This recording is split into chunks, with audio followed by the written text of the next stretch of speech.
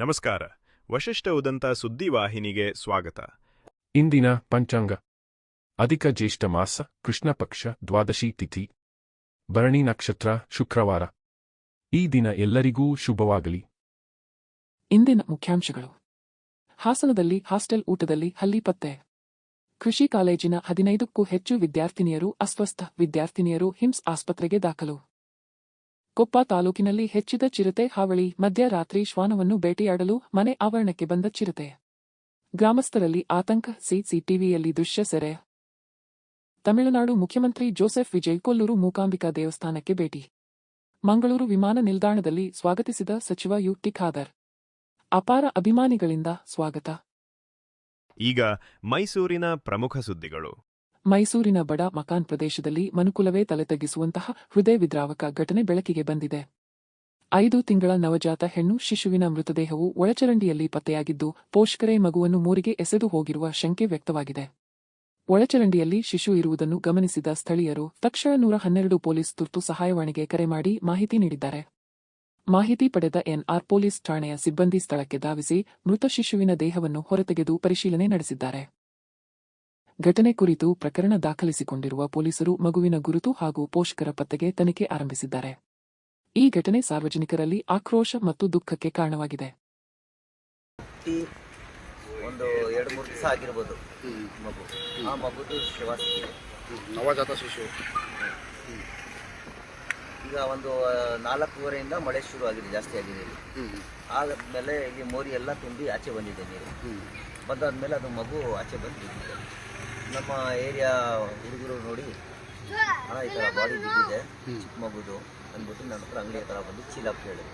ನಾನು ಚೀಲ ಕೊಟ್ಟೆ, ಈ ಹಕ್ಕಿ ಚೀಲ ತಗೊಂಡೋಗಿ ಮೊದಲು ಹಾಕಿ ಒಂದು ಸೈಡ್ನಲ್ಲಿ ಇಟ್ಟು ಈಗ ಏನು ಮಾಡಬೇಕು ಎಂತ ಏನಾದ್ರು ಪೊಲೀಸ್ ಡಿಪಾರ್ಟ್ಮೆಂಟಲ್ಲೂ ಮೊದಲು ತಿಳಿಸ್ಬೇಕು, ನಮ್ಗೆ ಕರ್ತವ್ಯ ನಾವು ಮಾಡಬೇಕು. ಅವ್ರು ಬಂದು ಮಿಕ್ಕಿದ ಕೆಲಸ ಮಾಡ್ತಾರೆ ಅಂತ ಹೇಳಿದ್ದಕ್ಕೆ ಆಯಿತು ಅಂದ್ಬಿಟ್ಟು ಪೊಲೀಸರಿಗೆ ಫೋನ್ ಮಾಡಿದ್ದಕ್ಕೆ ಪೊಲೀಸರು ಬಂದು ಎಲ್ಲ ವಿಚಾರಣೆ ಎಲ್ಲ ಮಾಡಿ ನೋಡಿ ಆಂಬುಲೆನ್ಸ್ ಎಲ್ಲ ಬಂದು ತಗೊಂಡು ಹೋಗಿದ್ದಾರೆ. ಪೊಲೀಸರು ಮಾಜಾ ಮಾಡ್ಕೊಂಡು ತಗೋದ್ರಾ? ಎಲ್ಲ ಮಾಜರ್ ಎಲ್ಲ ಮಾಡಿ. ಮಗು ಯಾವುದು ಏನು ಅಂತ ನಿಮಗೆ ಏನು ಗೊತ್ತಾಗಿಲ್ಲ? ಏನು ಗೊತ್ತಿಲ್ಲ ನನಗೆ. ಪೊಲೀಸರು ಇಲಾಖೆ ಮೇಲೆ ನಂಬಿಕೆ ಇದೆ, ಪೊಲೀಸ್ ಇಲಾಖೆ ಮೇಲೆ ನಂಬಿಕೆ ಇದೆ. ಅವರು ವೆರಿಫಿಕೇಶನ್ ಮಾಡ್ತಾರೆ ಏನು ಯಾರು ಏನು ಅಂತ ಎಂತ ಅಂತ ಬೇಗ ಹಿಡಿತಾರೆ. ಯಾರಾಗಲಿ, ಯಾವ ಜಾತಿಯಾರಿರಲಿ, ಏನಾಗಲಿ, ಒಂದು ಚಿಕ್ಕ ಮಗುಗೆ ಒಂದು ಹೆಣ್ಣು ಮಗುಗೆ ಈ ಥರ ಆಗ್ಬಾರ್ದಾಯ್ತು. ಇನ್ನೂ ಅವರು ಇದೇ ನೋಡಿಲ್ಲ. ಇದು ಮಗು ಸತ್ತೋಗಿ ಬಂದಿರೋದಾ ಇಲ್ಲ ಏನಾರ ಸಾಯಿಸಿ ಬಿಸಾಕಿರೋದು? ಅದು ಹೇಳಕ್ಕಾಗಲ್ಲ ಸರ್. ಸಾಯಿಸಿ ಬಿಸಾಕಿದಾರ ಇಲ್ಲ ಸತ್ತೋಗಿ ಆಗಿದೆ ಏನು ಅಂತ. ನಮಗೆ ಸಿಕ್ಕಿರೋದು ಡೆತ್ ಬಾಡಿ. ನಮಗೆ ಸಿಕ್ಕಿರೋದು ಡೆಡ್ ಬಾಡಿ. ಜೀವ ಹೊಂಟೋಗಿತ್ತು. ಜೀವ ಹೊಂಟೋಗಿತ್ತು. ಸ್ವಲ್ಪ ಹೊತ್ತು ಹುಡುಗರು ನೋಡ್ತಾ ಇರಲಿಲ್ಲ ಅಂದ್ರೆ ಆ ಬಾಡಿಗೆ ನಾಯಿಗೆ ಎಲ್ಲ ಕಚ್ಚಿ ಏನಿಲ್ಲ ಅಂದ್ರೆ ಕಾರು ಸ್ಕೂಟರ್ ಎಲ್ಲ ಫಾಸ್ಟ್ ಹೋಗೋದು, ಸ್ವಲ್ಪ ಅಲ್ಲಿ ಬೆಳಕು ಇಲ್ಲ. ಅಲ್ಲಿ ಸಿಕ್ಕಿರೋದು ಅಲ್ಲಿಂದ ಹೊಟ್ಟೋಗ್ತಾ ಇದ್ರೆ ಆ ನಾಯಿ ಮಗು ಏನಾದ್ರು ಮಕ್ಕಳು ನಾಯಿ ಇರ್ಬೋದಿಲ್ಲ ಅಂದ್ರೆ ಏನಾದ್ರು ಬೆಕ್ಕು ದಿಕ್ಕು ಅಂತ ನಿಂತ್ಕೊಂಡು ಜನ ಇದು ಮಾಡ್ತಾ ಇದ್ರು. ಆ ಹುಡುಗ ನೋಡಿ ಕಾಲಿದೆ, ಕೈ ಎಲ್ಲ ಇದೆ, ಎಲ್ಲ ಪರ್ಫೆಕ್ಟ್ ಆಗಿದೆ ಬಾಡಿ ಆ ಥರ ಆಗಿದೆ. ಯಾವ ಕಡೆ ನಿಮಗೆ ನೋಡಿದ ಮಗು? ಈ ಕಡೆ ನೋಡಿ, ಆ ಕಡೆ ಇದೆ ನೋಡಿ. ಸುಭಾಷ್ ನಗರದಿಂದ ಬರುವಾಗ ಸವೇರ ಕಾಟ back side road, main road, ಅಲ್ಲಿಂದ ಬರುವಾಗ ಅಲ್ಲಿ ಕಾರ್ ನಿಂತಿದೆ ನೋಡಿ, ಅಲ್ಲಿ ಬನ್ನಿ ಮುಂದೆ. ಅಲ್ಲಿಂದಾನೇ ಎಲ್ಲ ಹುಡುಗರು ನೋಡಿ ಎಲ್ಲ ತಗೊಂಡಿರೋದು ಬಾಡಿ. ಇಲ್ಲೆಲ್ಲ ಹುಡುಗರು ಎಲ್ಲ ಸೇರ್ಕೊಂಡಿದ್ದು ನಮ್ಮ ಬಡ ಮಕ್ಕಳನ್ನೆಲ್ಲ ನಸ್ಲಿಕ್ಕಿದ್ದಾರಲ್ಲ ಏರಿಯಾ ಎಲ್ಲ ಬಂದು ಸೇರ್ಕೋತಾರೆ. ಸ್ವಲ್ಪ ಹೆಚ್ಚು ಕಮ್ಮಿ ಏನಾದ್ರು ಬಂದು ಆಗಿದೆ ಅಂತ ತಕ್ಷಣ ಎಲ್ಲ ಸೇರ್ಕೋತಾರೆ ಹುಡುಗರು. ಅವರೆಲ್ಲ ಸೇರಿ ಬಂದಿರೋದು. ಇಲ್ಲೇ ಬಾಡಿ ಬಿದ್ದಿದೆ ಪೂರ ಭಾಗವ. ಎಲ್ಲ ಪೊಲೀಸರೆಲ್ಲ ಬಂದಿದ್ರು. ಬಂದು ಅವ್ರ ಕೆಲಸ ಒಳ್ಳೆ ರೀತಿಯಲ್ಲಿ ಡಿಪಾರ್ಟ್ಮೆಂಟ್ ಅವ್ರು ಮಾಡ್ತಾ ಇದ್ದಾರೆ. ಭಾಳ ನಮಗೆ ಹೆಮ್ಮೆನೂ ಇದೆ ನಮ್ಮ ಎನ್ಆರ್ ಪೊಲೀಸ್ ಅವ್ರ ಮೇಲೆ. ಭಾಳ ಬೇಗ ಬಂದು ಆಕ್ಟಿವ್ ಆಗಿ ಅವ್ರು ಕೆಲಸ ಮಾಡಿ ಕೊಟ್ಟಿದ್ದಾರೆ. ಯಾವ ಸ್ಪಾಟ್ ಅಂತ ಇದೆ?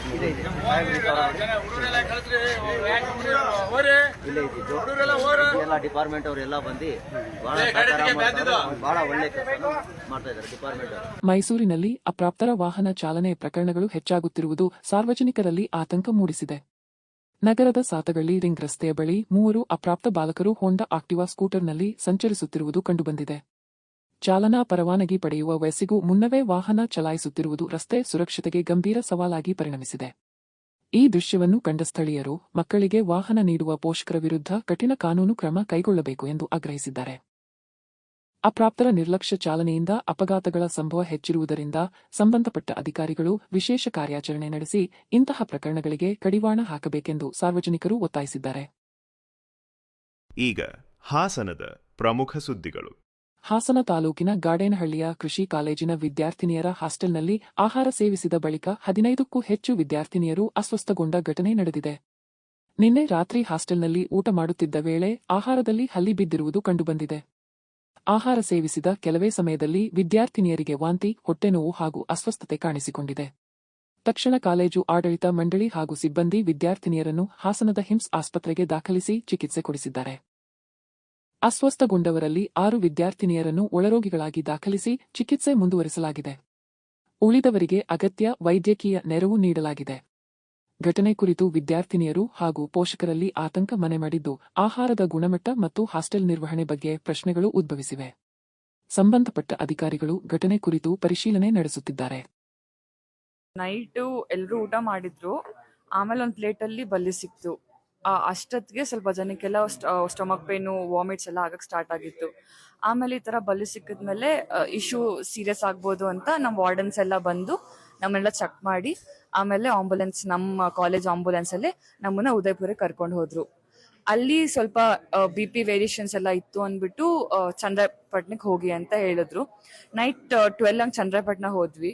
ಅಲ್ಲಿ ಡಾಕ್ಟರ್ ಎಲ್ಲ ಅಟೆಂಡ್ ಮಾಡಿ ಎಲ್ರಿಗೂ ಏನಾಗಿದೆ ಅಂತೆಲ್ಲ ನೋಡಿ, ಸ್ವಲ್ಪ ಜನಕ್ಕೆ ECG ಎಲ್ಲ ಮಾಡಿ, ಸ್ವಲ್ಪ ಜನಕ್ಕೆ ಹಾರ್ಟ್ ಬೀಟ್ ಎಲ್ಲ ಚೆಕ್ ಮಾಡಿ, ಮತ್ತೆ 3-4 ಜನಕ್ಕೆ ಎರಡೆರಡು ಗ್ಲೂಕೋಸ್ ಹಾಕಿ ರೆಸ್ಟ್ ಮಾಡಿ ಅಂತ ಹೇಳಿದ್ರು. 3:30 ಹಂಗೆ ಕಾಲೇಜಿಗೆ ವಾಪಸ್ ಬಂದಿದ್ವಿ. ಮತ್ತೆ ಬೆಳಗ್ಗೆ ಎದ್ದು ಇದ್ ಮಾಡಿದ್ರೆ ನೀರ್ ಕುಡಿದ್ರು ವಾಮಿಟ್ಸ್ ಆಗ್ತಾ ಇದೆ. ಅದಕ್ಕೆ ಈಗ ಇಲ್ಲಿಗೆ ಬಂದಿದ್ದೀವಿ. ನಿನ್ನೆ ಊಟದಲ್ಲಿ ಒಂದು ಬಲ್ಲಿ ಸಿಕ್ಕಿದ್ದು ಅಂದ್ರೆ ಎಲ್ಲರಿಗೂ ವಾಮಿಟ್ ಇದೆಲ್ಲ ಎಲ್ಲ ಸ್ಟಾರ್ಟ್ ಆಯ್ತು. ಆಮೇಲೆ ಹೇಳಿದ್ವಿ ಈ ತರ ವಾಮಿಟ್ ಎಲ್ಲ ಆಗ್ತಿತ್ತು. ವಾಮಿಟ್ ಅಲ್ಲಿ ಬ್ಲಡ್ ಕ್ಲಾಟ್ ಆಗಿರೋ ತರ ಎಲ್ಲ ಕಾಣಿಸಕ್ ಸ್ಟಾರ್ಟ್ ಆಯ್ತು. ಒಂದು 13 ಜನನ ಹಾಸ್ಪಿಟಲ್ ಕರ್ಕೋಗಿ ಅಲ್ಲಿ ಏನೋ ಡಾಕ್ಟರ್ ಒಂದ್ ಸ್ವಲ್ಪ ಕೇರ್ಲೆಸ್ ಆಗಿ ಮಾಡಿದ್ರು. ಆಮೇಲೆ ಸರಿ ಅಂದ್ಬಿಟ್ಟು ಎಲ್ಲರೂ ಟ್ಯಾಬ್ಲೆಟ್ಸ್ ಕೊಟ್ಟು ಟ್ಯಾಬ್ಲೆಟ್ಸ್ ಇಸ್ಕೊಂಡು ಬಂದ್ಮೇಲೆ ಮತ್ತೆ ಅದೇ ಸೇಮ್ ಎಲ್ಲರಿಗೂ ವಾಮಿಟ್ಟು, ತಲೆನೋವೆಲ್ಲ ಸ್ಟಾರ್ಟ್ ಆಯಿತು. ಮತ್ತು ಪೊಲೀಸವರೆಲ್ಲ ಬಂದಿದ್ರು ಕಾಲೇಜ್ ಹತ್ರ. 13 ಮೆಂಬರ್ಸ್ಗಾಗಿದೆ. ಎಲ್ಲರೂ ಊಟ ಮಾಡಿದ್ರು, ಬಟ್ 13 ಮೆಂಬರ್ಸ್ ಜಾಸ್ತಿ ಹುಷಾರಿಲ್ದಿರೋ ಥರ ಆಗಿದೆ. ಪೊಲೀಸವರೆಲ್ಲ ಬಂದು ಅವರೆಲ್ಲ ಮಾತಾಡಿ ಈ ಹಾಸ್ಪಿಟಲ್ಗೆ ಕಳಿಸಿದ್ರು. ವಾರ್ಡನ್ ಅಂದರೆ ಚೀಫ್ ವಾರ್ಡನ್ನು ನೀರು ಕುಡೀರಿ ಅಂತ ಹೇಳಿದ್ರು. ಚೀಫ್ ವಾರ್ಡನ್ ಕಾಲ್ ಮಾಡಿದರೆ ನೀರು ಕುಡೀರಿ ಏನಾಗಲ್ಲ ಅಂತ ಹೇಳಿದ್ರು. ಮ್ಯಾಮ್ ಅವರು ಹಾಸ್ಟೆಲ್ ಹತ್ರ ಬಂದು ಎಲ್ಲರನ್ನೂ ಹಾಸ್ಪಿಟಲ್ಗೆ ಕಳಿಸಿದ್ರು. ಹಾಸನ ನಗರದಲ್ಲಿ ಫಿಫಾ ವಿಶ್ವಕಪ್ ಫುಟ್ಬಾಲ್ ಟೂರ್ನಿ ಹಿನ್ನೆಲೆ CKS ಅಥವಾ NDRK ನರ್ಸಿಂಗ್ ಕಾಲೇಜು ಮುಂಭಾಗ ಅಳವಡಿಸಲಾದ ಬೃಹತ್ ಮಲಯಾಳಂ ಭಾಷೆಯ ಪೋಸ್ಟರ್ ವಿವಾದಕ್ಕೆ ಕಾರಣವಾಗಿದೆ. ಸಂಪೂರ್ಣ ಮಲಯಾಳಂ ಭಾಷೆಯಲ್ಲಿರುವ ಈ ಪೋಸ್ಟರ್ ಸಾರ್ವಜನಿಕರ ಗಮನ ಸೆಳೆದಿದ್ದು, ಕನ್ನಡ ಪರ ಸಂಘಟನೆಗಳು ಆಕ್ಷೇಪ ವ್ಯಕ್ತಪಡಿಸಿವೆ. ಈ ಕುರಿತು ಪ್ರತಿಕ್ರಿಯಿಸಿದ ಮಲೆನಾಡು ರಕ್ಷಣಾ ವೇದಿಕೆಯ ಜಿಲ್ಲಾಧ್ಯಕ್ಷ ದರ್ಶನ್, ಕರ್ನಾಟಕದ ನೆಲದಲ್ಲಿ ಕನ್ನಡ ಭಾಷೆಗೆ ಮೊದಲ ಆದ್ಯತೆ ನೀಡಬೇಕು ಎಂದು ಒತ್ತಾಯಿಸಿದರು. ಫುಟ್ಬಾಲ್ ಕ್ರೀಡೆಗೆ ಯಾವುದೇ ವಿರೋಧವಿಲ್ಲ, ಆದರೆ ಕರ್ನಾಟಕದಲ್ಲಿ ಸಾರ್ವಜನಿಕ ಸ್ಥಳಗಳಲ್ಲಿ ಅಳವಡಿಸುವ ಫಲಕಗಳು ಮತ್ತು ಪೋಸ್ಟರ್ಗಳಲ್ಲಿ ಕನ್ನಡ ಭಾಷೆಗೆ ಪ್ರಾಮುಖ್ಯತೆ ಸಿಗಬೇಕು ಎಂದು ಹೇಳಿದರು. ಜೊತೆಗೆ ರೈಲ್ವೆ ಜಾಗದಲ್ಲಿ ಅನಧಿಕೃತವಾಗಿ ಪೋಸ್ಟರ್ ಅಳವಡಿಸಿರುವ ಆರೋಪವನ್ನು ಮಾಡಿದ್ದು, ಸಂಬಂಧಪಟ್ಟ ಅಧಿಕಾರಿಗಳು ಕ್ರಮ ಕೈಗೊಳ್ಳಬೇಕು ಎಂದು ಆಗ್ರಹಿಸಿದ್ದಾರೆ. ನಮಸ್ತೆ ಕರುನಾಡು, ನಾನು ನಿಮ್ಮ ದರ್ಶನ್ ಮಲ್ನಾಡ್ ಮಾತಾಡ್ತಿದ್ದೀನಿ. ಈ ದಿನ ಈ ವಿಡಿಯೋ ಮಾಡೋದಕ್ಕೆ ಮುಖ್ಯ ಕಾರಣ ಏನು ಅಂದ್ರೆ, ಈ ನಮ್ಮ ಹಾಸನ ನಗರದ ಏನು ಪ್ರತಿಷ್ಠಿತ ಕಾಲೇಜು ಅಂತ ಹೆಸರು ಮಾಡಿದೆ NDRK ನರ್ಸಿಂಗ್ ಕಾಲೇಜು, ಇಲ್ಲಿ ವಿದ್ಯಾಭ್ಯಾಸಕ್ಕೋಸ್ಕರ ನಮ್ಮ ನೆರೆ ರಾಜ್ಯದ ಕೇರಳದಿಂದ ಬಂದಿರೋ ವಿದ್ಯಾರ್ಥಿಗಳು ಈ ದಿನ ಏನ್ ಕೆಲಸ ಮಾಡಿದ್ದಾರೆ ನೋಡಿ. ಇಲ್ಲಿ ಈ ಕರ್ನಾಟಕದಲ್ಲಿ ಅವರು ಮಲಯಾಳಿಯಲ್ಲಿ ಇಲ್ಲಿ ಫ್ಲೆಕ್ಸ್ ಹಾಕುವಷ್ಟು ಲೆವೆಲ್ಗೆ ಬೆಳ್ಕೊಂಡಿದ್ದಾರೆ. ಇದಕ್ಕೆ ಕಾರಣ ಯಾರು? ಇದಕ್ಕೆ ಜವಾಬ್ದಾರಿ ಯಾರು? ಇದನ್ನ ಜವಾಬ್ದಾರಿ ಯಾರು ತಗೊಳ್ತಾರೆ? ಇಡೀ ನಮ್ಮ ಕರ್ನಾಟಕದಲ್ಲಿ ಯಾವುದೇ ಒಂದು ಫ್ಲೆಕ್ಸ್ ಇರಲಿ, ನಾಮಫಲಕ ಇರಲಿ, ಯಾವುದೇ ಇದ್ರೂ ಸಹ ಅದರಲ್ಲಿ 50ಕ್ಕಿಂತ ಹೆಚ್ಚು ಭಾಗ ಕನ್ನಡದಲ್ಲಿರಬೇಕು ಅಂತಿದೆ. ಇದರಲ್ಲಿ ಒಂದು ಅಕ್ಷರ ಸಹ ಕನ್ನಡದಲ್ಲಿಲ್ಲ. ಹಾಗೇನೆ ಮಲಯಾಳದಲ್ಲಿ ಇಲ್ಲಿ ಹಾಕಿದ್ದಾರೆ. ಇದಕ್ಕೆ ನಾವು ಮಲೆನಾಡು ರಕ್ಷಣಾ ಸೇನೆ ತೀವ್ರವಾಗಿ ವಿರೋಧ ಮಾಡ್ತಾ ಈ ಮಲಯಾಳಿ ಫ್ಲೆಕ್ಸ್ಗಳಿಗೆ ನಾವು ಹಾಕಕ್ಕೆ ಅವಕಾಶಗಳನ್ನು ಕೊಡಲ್ಲ. ಯಾವುದೇ ಕಾರಣಕ್ಕೂ ಇಲ್ಲಿ ಮಲಯಾಳಿಲಿ ಫ್ಲೆಕ್ಸ್ಗಳನ್ನ ಹಾಕೋಂಗಿಲ್ಲ. ಇದ್ರ ವಿರುದ್ಧವಾಗಿ ಈಗೇನು ಹಾಸನ ನಗರದ ಜಿಲ್ಲಾಧ್ಯಕ್ಷ ಇರ್ಬೋದು ಹಾಗೂ ಈ ಸಂಸ್ಥೆಗೆ ಸಂಬಂಧಪಟ್ಟ ಯಾರೇ ಇರ್ಬೋದು ಅವರಿಗೆ ತಿಳಿಸಿ ಇದಕ್ಕೆ ಯಾರು ಮಾಡಿದ್ದಾರೆ ಇದ್ರ ವಿರುದ್ಧವಾಗಿ ಹೋರಾಟ ಇಲ್ಲಿ ನಿಲ್ಲೋದಿಲ್ಲ.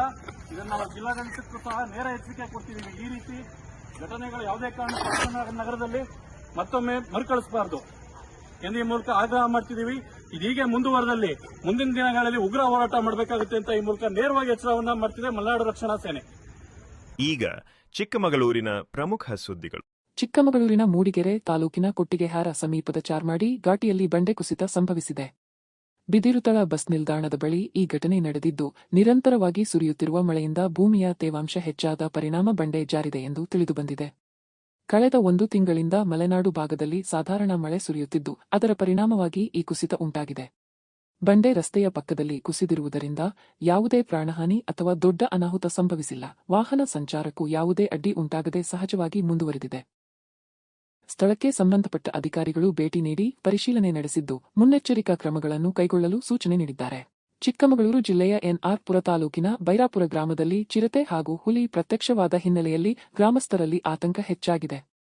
ಶಾಲೆಗೆ ತೆರಳುವ ಕಾಡು ಮಾರ್ಗದಲ್ಲಿ ಕಾಡು ಪ್ರಾಣಿಗಳು ಕಾಣಿಸಿಕೊಂಡಿರುವ ಕಾರಣ ಕಳೆದ 2 ದಿನಗಳಿಂದ 41 ಮಕ್ಕಳು ಶಾಲೆಗೆ ಗೈರಾಗಿದ್ದಾರೆ. ಮಕ್ಕಳ ಸುರಕ್ಷತೆ ಖಚಿತವಾಗುವವರೆಗೆ ಶಾಲೆಗೆ ಕಳುಹಿಸುವುದಿಲ್ಲ ಎಂದು ಪೋಷಕರು ಸ್ಪಷ್ಟಪಡಿಸಿದ್ದಾರೆ. ಘಟನೆಗೆ ಸಂಬಂಧಿಸಿದಂತೆ ಶಿಕ್ಷಣ ಇಲಾಖೆ ಹಾಗೂ ಅರಣ್ಯ ಇಲಾಖೆ ಅಧಿಕಾರಿಗಳು ಗ್ರಾಮಕ್ಕೆ ಭೇಟಿ ನೀಡಿ ಸ್ಥಳ ಪರಿಶೀಲನೆ ನಡೆಸಿದ್ದಾರೆ. ವಿದ್ಯಾರ್ಥಿಗಳ ಸುರಕ್ಷತೆಗಾಗಿ ಪರ್ಯಾಯ ರಸ್ತೆ ನಿರ್ಮಾಣ, ಕಾಡು ಪ್ರಾಣಿಗಳ ಚಲನವಲನದ ಮೇಲ್ವಿಚಾರಣೆ ಹಾಗೂ ಅಗತ್ಯ ಭದ್ರತಾ ಕ್ರಮಗಳ ಕುರಿತು ಚರ್ಚೆ ನಡೆಸಲಾಗಿದೆ. ಶೀಘ್ರದಲ್ಲೇ ಸೂಕ್ತ ಕ್ರಮ ಕೈಗೊಳ್ಳುವ ಭರವಸೆಯನ್ನು ಅಧಿಕಾರಿಗಳು ನೀಡಿದ್ದಾರೆ. ನಡೆಯಲ್ಲ ಆ ಪರಿಸ್ಥಿತಿ ಮೇಡಮ್. ಬೆಳಿಗ್ಗೆ ಮಕ್ಳಿಗೆ ಬಿಡಬೇಕು, ಸಂಜೆ ಮಕ್ಳಿಗೆ ಕರ್ಕೊಂಡು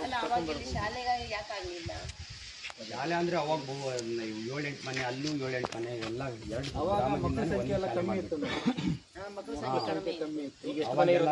ಈಗ 48 ಮನೆ ಇದೆ. 28 ಮನೆ ಇದೆ.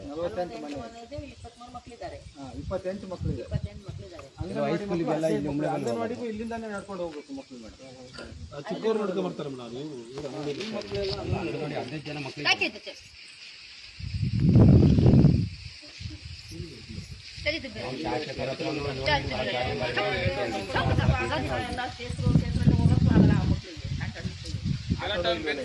ವಾಪಸ್ ಬಂದಿರೋದೈತೆ.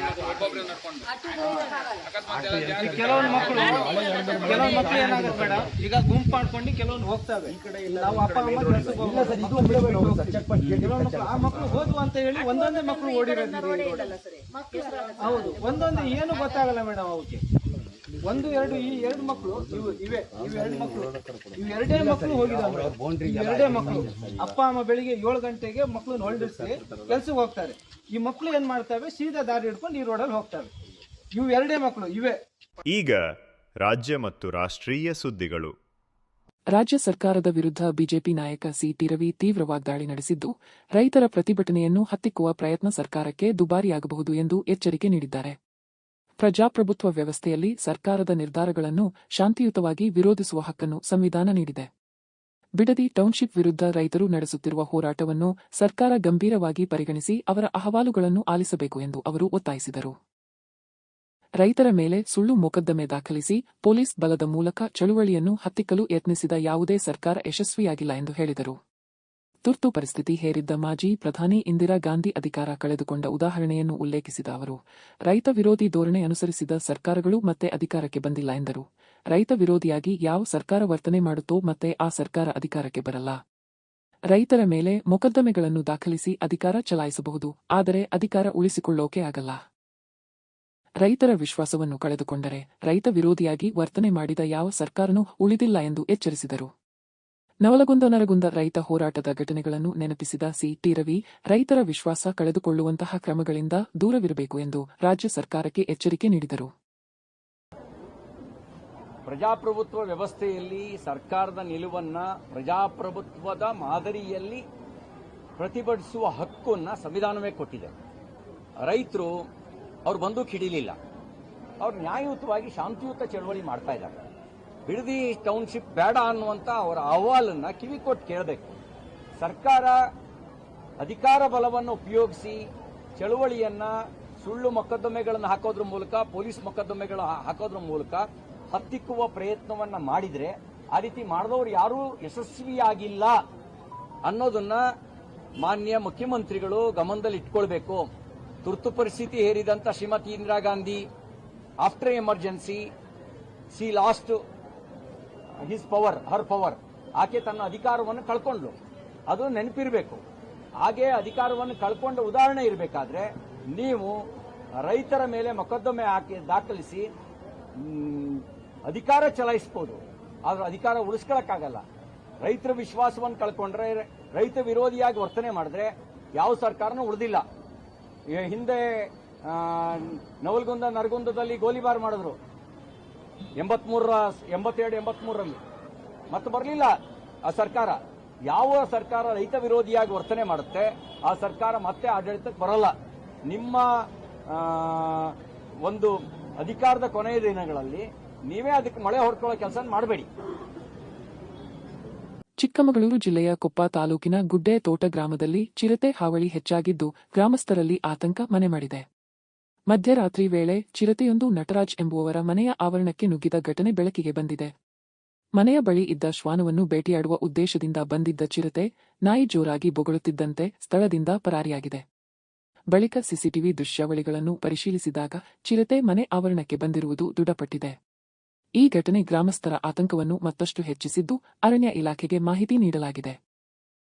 ಚಿರತೆಯನ್ನು ಶೀಘ್ರವಾಗಿ ಸೆರೆ ಹಿಡಿದು ಜನವಸತಿ ಪ್ರದೇಶದಿಂದ ಬೇರೆಡೆಗೆ ಸ್ಥಳಾಂತರಿಸಬೇಕು ಎಂದು ಗ್ರಾಮಸ್ಥರು ಒತ್ತಾಯಿಸಿದ್ದಾರೆ. ತಮಿಳುನಾಡು ಮುಖ್ಯಮಂತ್ರಿ ಹಾಗೂ ಟಿವಿಕೆ ಪಕ್ಷದ ನಾಯಕ ವಿಜಯ್ ಜೋಸೆಫ್ ಅವರು ಕೊಲ್ಲೂರು ಮೂಕಾಂಬಿಕಾ ದೇವಸ್ಥಾನದ ದರ್ಶನಕ್ಕಾಗಿ ಕರ್ನಾಟಕಕ್ಕೆ ಆಗಮಿಸಿದ್ದಾರೆ. ಇಂದು ಮಂಗಳೂರು ವಿಮಾನ ನಿಲ್ದಾಣಕ್ಕೆ ಬಂದಿಳಿದ ಸಿಎಂ ವಿಜಯ್ ಅವರನ್ನು ಸ್ವಾಗತಿಸಿದ ಸಚಿವ ಯುಟಿ ಖಾದರ್. ವಿಜಯ್ ಅವರನ್ನು ನೋಡಲು ಅಭಿಮಾನಿಗಳು ಹೆಚ್ಚಿನ ಸಂಖ್ಯೆಯಲ್ಲಿ ಜಮಾಯಿಸಿದ್ದು ಶಿಳ್ಳೆ ಚಪ್ಪಾಳೆಗಳ ಮೂಲಕ ಭರ್ಜರಿ ಸ್ವಾಗತ ಕೋರಿದರು. ಬಳಿಕ ಉಡುಪಿಯತ್ತ ಪ್ರಯಾಣ ಬೆಳೆಸಿದ ವಿಜಯ್ ಕೊಲ್ಲೂರು ಮೂಕಾಂಬಿಕಾ ದೇವಸ್ಥಾನಕ್ಕೆ ಭೇಟಿ ನೀಡಿ ವಿಶೇಷ ಪೂಜೆ ಸಲ್ಲಿಸಿದರು. ದೇವಸ್ಥಾನದ ಸಂಪ್ರದಾಯದಂತೆ ಕೆಂಪು ಶಲ್ಯ ಹಾಗೂ ಪಂಚೆ ಧರಿಸಿ ಆಗಮಿಸಿದ ಅವರು ಶಿಷ್ಟಾಚಾರಗಳನ್ನು ಪಾಲಿಸಿದರು. ದೇವಸ್ಥಾನದ ಅರ್ಚಕರು ವಿಜಯ್ ಅವರನ್ನು ಆತ್ಮೀಯವಾಗಿ ಸ್ವಾಗತಿಸಿದರು. ವಿಜಯ್ ಆಗಮನದ ಸುದ್ದಿ ತಿಳಿಯುತ್ತಿದ್ದಂತೆ ಶಿವಮೊಗ್ಗ, ಕುಂದಾಪುರ ಸೇರಿದಂತೆ ವಿವಿಧ ಭಾಗಗಳಿಂದ ಅಭಿಮಾನಿಗಳು ದೇವಾಲಯಕ್ಕೆ ಆಗಮಿಸಿದ್ದು ಬಿಗಿ ಪೊಲೀಸ್ ಭದ್ರತೆ ಏರ್ಪಡಿಸಲಾಗಿತ್ತು.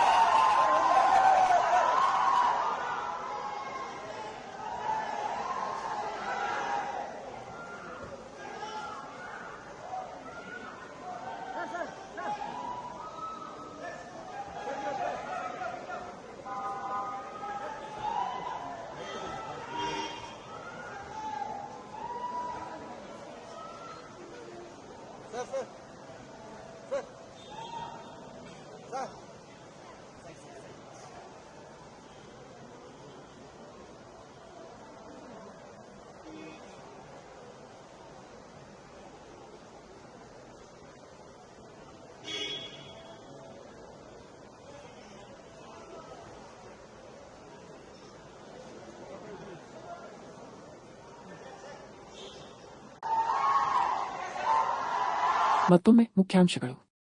ಹಾಸನದಲ್ಲಿ ಹಾಸ್ಟೆಲ್ ಊಟದಲ್ಲಿ ಹಲ್ಲಿ ಪತ್ತೆ. ಕೃಷಿ ಕಾಲೇಜಿನ 15ಕ್ಕೂ ಹೆಚ್ಚು ವಿದ್ಯಾರ್ಥಿನಿಯರು ಅಸ್ವಸ್ಥ, ವಿದ್ಯಾರ್ಥಿನಿಯರು ಹಿಮ್ಸ್ ಆಸ್ಪತ್ರೆಗೆ ದಾಖಲು. ಕೊಪ್ಪ ತಾಲೂಕಿನಲ್ಲಿ ಹೆಚ್ಚಿದ ಚಿರತೆ ಹಾವಳಿ, ಮಧ್ಯರಾತ್ರಿ ಶ್ವಾನವನ್ನು ಬೇಟೆಯಾಡಲು ಮನೆ ಆವರಣಕ್ಕೆ ಬಂದ ಚಿರತೆ. ಗ್ರಾಮಸ್ಥರಲ್ಲಿ ಆತಂಕ, ಸಿಸಿಟಿವಿಯಲ್ಲಿ ದೃಶ್ಯ ಸೆರೆ. ತಮಿಳುನಾಡು ಮುಖ್ಯಮಂತ್ರಿ ಜೋಸೆಫ್ ವಿಜಯ್ ಕೊಲ್ಲೂರು ಮೂಕಾಂಬಿಕಾ ದೇವಸ್ಥಾನಕ್ಕೆ ಭೇಟಿ. ಮಂಗಳೂರು ವಿಮಾನ ನಿಲ್ದಾಣದಲ್ಲಿ ಸ್ವಾಗತಿಸಿದ ಸಚಿವ ಯುಟಿ ಖಾದರ್. ಅಪಾರ ಅಭಿಮಾನಿಗಳಿಂದ ಸ್ವಾಗತ. ಇಲ್ಲಿಗೆ ಇಂದಿನ ವಾರ್ತಾ ಪ್ರಸಾರ ಮುಕ್ತಾಯವಾಯಿತು. ಧನ್ಯವಾದಗಳು. ಈ ದಿನ ಎಲ್ಲರಿಗೂ ಶುಭವಾಗಲಿ.